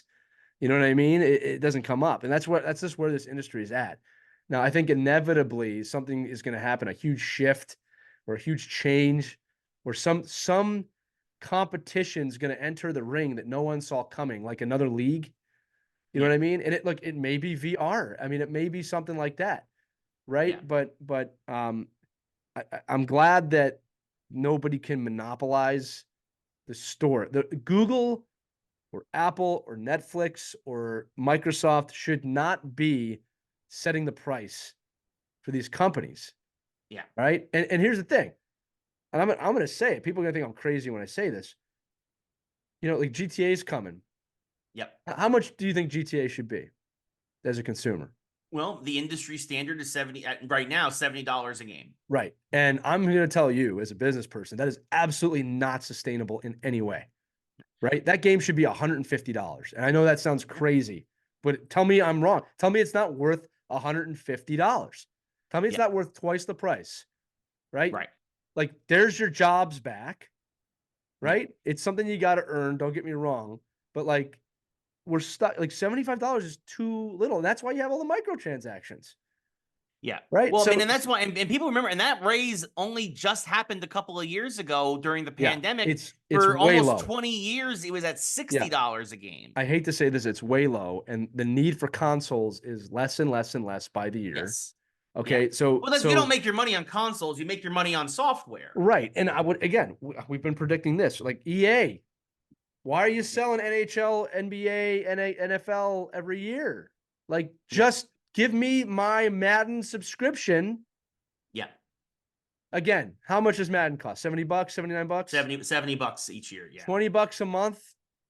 Like you're telling me you're a little bit of a different scenario here. You're telling me you wouldn't pay $20 a month for EA, right? You know what I mean? Like maybe not Madden, maybe or how about this? How about this? What if I said to you, you're gonna get 4 EA Sports games or 3, whatever you want. I mean, you're gonna get FIFA, you're gonna get Madden, you're gonna get NHL. Do they make anything else big? No, those are the primary ones. All right, so you get NHL, Madden, and you're getting FIFA. Yeah. All right, and it's X amount a month. Yeah. $20, 25 a month, 20 a month. Like you're doing that. You're probably doing that. Yeah. All right. You do it. You make it a little less than the 3 games would cost together. Right. And now you got year-round sports. Like that's the future. Yeah. And here's the thing: they're not going to need anybody to sell it. They could sell it themselves at some point. So that, again, bold predictions doesn't make a lot of sense. But something like that's going to happen. Yeah, no, I mean, we're already starting to see the subscription model with Game Pass and PS Plus. It's working. Yeah, and It's even working. Nintendo Online and stuff, right? Like, yeah, it is interesting to see how that is how it's going to break out. Yeah, I mean, look, and the industry is changing. You mentioned in our next story, E3 is dead officially. Oh, the ESA brutal. has officially pulled the plug because they could not get their head out of their ass. They couldn't get out of their own way, really. But it was also partially, to be fair, well, it's a mix of reasons, right? The last year, they should have went ahead and done the show at a loss anyway last year, just to show people and give people faith that they could pull it off and that it could still matter, right? Because after the pandemic, obviously E3 went away and all this other stuff, and it was struggling to come back. And then what ended up happening is that a lot of the big publishers pulled out, right? EA's doing its own thing. Nintendo stopped going a while ago. Sony, Microsoft, and whatnot. And I think the reason is obviously we've talked about this before. When they could control the message, they had no reason to feel like they had to be at E3, and the onus was then on E3 to make it be like, no, you need to be here, and it was on them to show them why. And they would instead folded. Look, I'm sad because it is a chapter in the industry, and now the only thing that you have during the summer is Jeff Keighley's very restrictive, very exclusive Summer Games Fest, right? Which is very small, and he only selects, only a couple hundred press are allowed to go, and it feels very, very constrictive compared to what E3 was, which was already a constrictive show. And it's just sad. I know there are some folks out there who were talking about like they didn't have great times at E3, and I'm sorry for that. I always had a great time at E3. It was always a highlight of the year. It was great to see all these amazing games, talk to all these amazing people, and it just felt like it felt like it really was a true celebration of games while we were there. It was. Which is something that the Game Awards and Games Fest and Games Con and all this other stuff, they're desperately trying to get that feeling, but they have not been able to replicate They yet. didn't innovate. It's like, look, Yeah. Ray, we're seeing this in trade shows across the world right now. Like I can give you hockey as an example. The biggest hockey trade show is called Let's Play Hockey. And every year, less and less of the big names are showing up. Now, what's great for is the little names, and the companies you never heard of, and the trading card companies and those things. But the amount of money it costs to go there, the amount of money it costs for a booth, the amount of money it costs to get in, starting to not make sense. Right. So you got to innovate. You got to find a way to change it. All right. In a digital world. Yeah. So E3 just unfortunately wasn't doing that. And what they should have banked on is what you just said. The camaraderie, the people that are coming, the get-togethers. You want to save something like E3, you got to give more of a reason for people to go than just, oh, this game is going to be there. No, your friends come to this conference. E3 is where you meet all your gaming friends. It's where you meet all your good friends. And you know what? This year only, we're providing you with this solution to meet. You guys are going to get an exhibitor hall this year for this and that. Yeah. None of that happened. And nobody wants to take the time to do that. No, and it's a shame. And it's very sad. Reed Pop tried to come in and take over last year, but again, they pulled the plug on it when a lot of folks bounced the last moment. And it just, So E3, a chapter in the games industry is officially done. And as we move more and more to digital only stuff, we need to make Lee 3. Ray, you're invited to the Lee 3 conference this year. It's in Philadelphia. Okay. All expenses paid. Oh, I'm in. But you can't be angry. Ooh. But you can bring the bus. We can happily ride over people. Ooh. Well, then I mean, if I'm driving the bus, I'll be happy. Okay, Yeah. great. Can I borrow some money, please? Exactly the amount it's going to cost you to fly here would be really perfect, actually. No. Yeah, I No. don't know if I can swing Hey, that I'm going to right get you now. on Spirit Air in the big seat. Yeah, Did you I see that think- video the other day of the Spirit Air flight and there's no pilot and it cuts and the woman's like, "Sweetheart, you got to pay extra for the pilot. Spirit. You got to if you want to upgrade to a pilot, you got to pay for the pilot." Oh, Really God. funny. Oh, God. I've only been on one Spirit flight. It was a good flight. And I'm gonna probably leave it at that and not ever press my luck once again. Yeah, because I've Yeah. done Spirit once as well, and it was not a good flight. It's a bus in the sky, right? Yeah. Yeah. All right, Made airlines, that Spirit. If mistake you're once, looking never for us to again. sponsor, we'll talk nice about you. Yeah. We'll actually do the show. Well, we can do the show live on the air on a plane with no one else on it. That's my only thing. Anyway, Oh, goodness. we do have a cool story to kind of end today. Yeah, we got I'll a mention it. couple of things I want to Yeah. quickly very mention. Producer Caitlin wants us to use Spirit as a bigger bus. And in the Maybe. spirit of things, Yes. A couple of things I want to mention. This happened very last minute.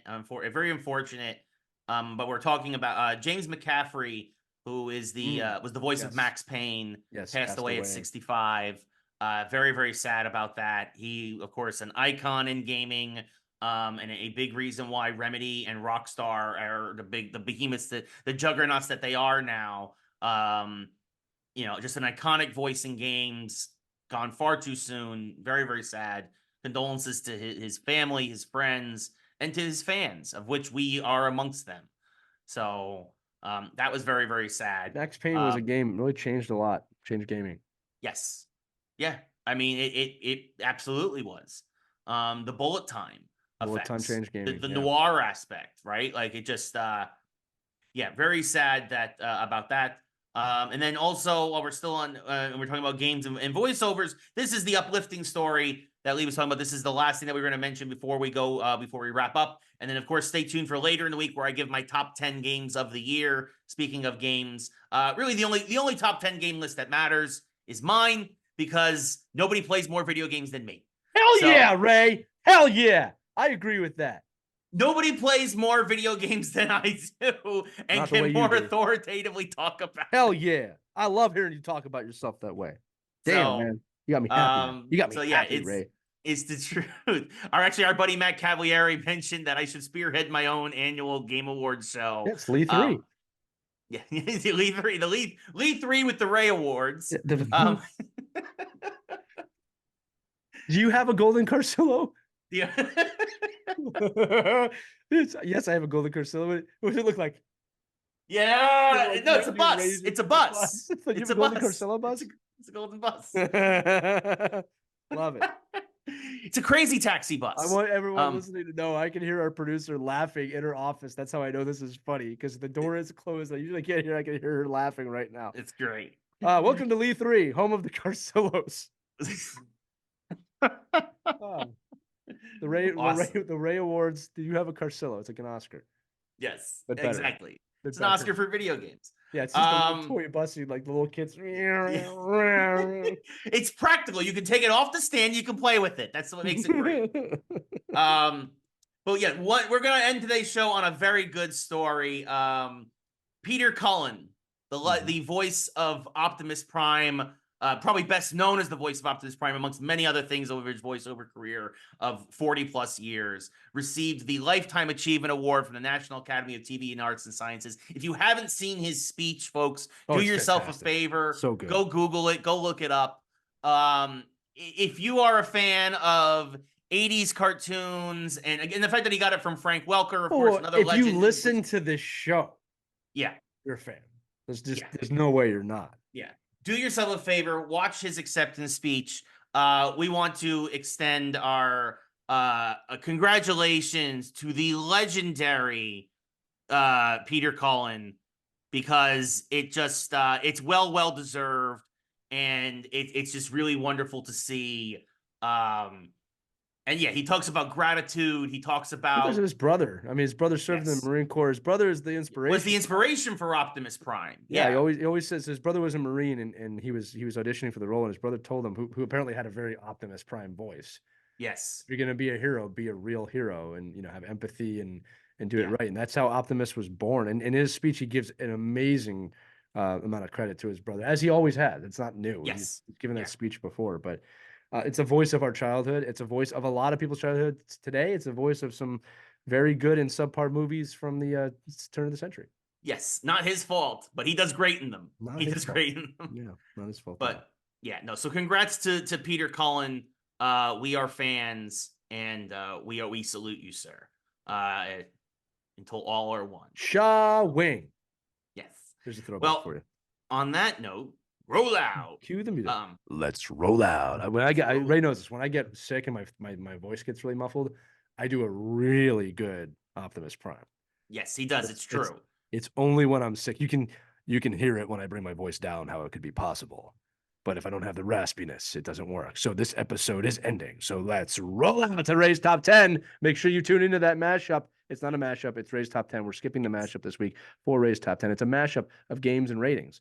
It's Ray's Top 10 at E3. Did see what won the Carcillo this year. Yes. Yeah, so stay tuned for that. But until then, yeah, we hope you tune into that. But of course, yeah, this is the last episode of 2023.